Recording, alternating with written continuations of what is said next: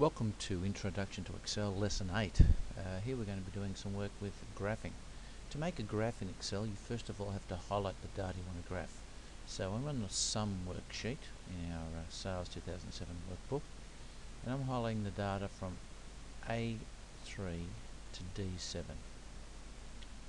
And then to insert a graph, we go up to the Insert ribbon, and we'll do a column graph first. So click on Column, and there's quite a range of column graphs.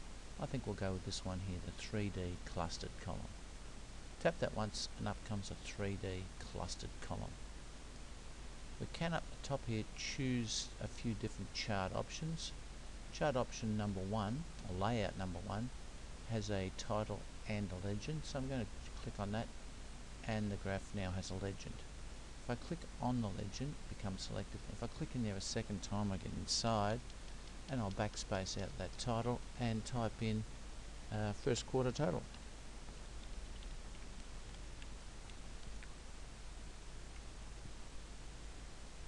First quarter figures might be even better.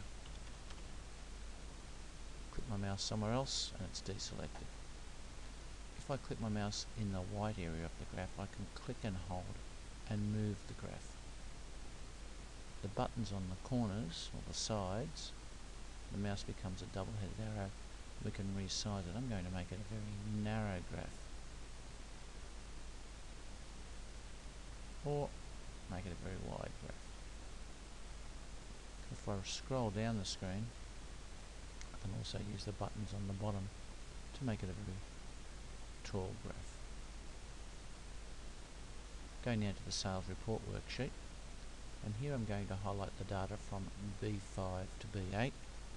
Then use the Control key, the CTRL key on the keyboard, to highlight the data from E5 to E8.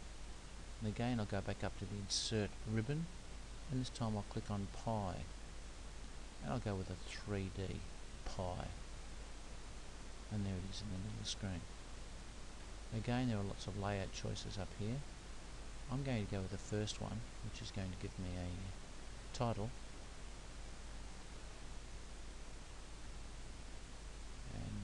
The West figures have done really well, so Western sales saw in March.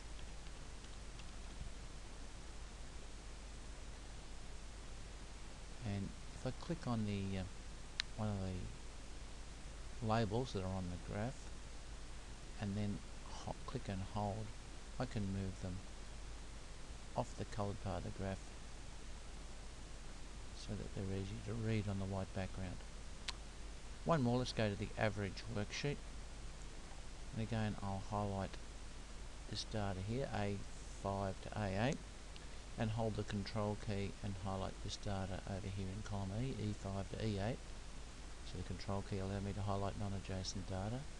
I go up here to the Insert menu, and this time I'll choose Line. And I'll choose this line here with markers at the pivotal points. And I think I'll go with quite a few layouts, as we can see. I might go with I think I'll go with the layout number 4. And that's going to give me this look. And if I click on the legend down here and just delete it, makes the graph even bigger. I can click and hold. Oops, make sure I'm in the right part of the graph. Need to be in the white part of the outside. I can move it around and resize it. And if I want to make those figures change, I can make it even taller. And even after I've done all that, if I decide I want a different layout, I can choose that. Maybe not. Maybe that. Again, I can delete a legend. And here I could write 2006-2008 average.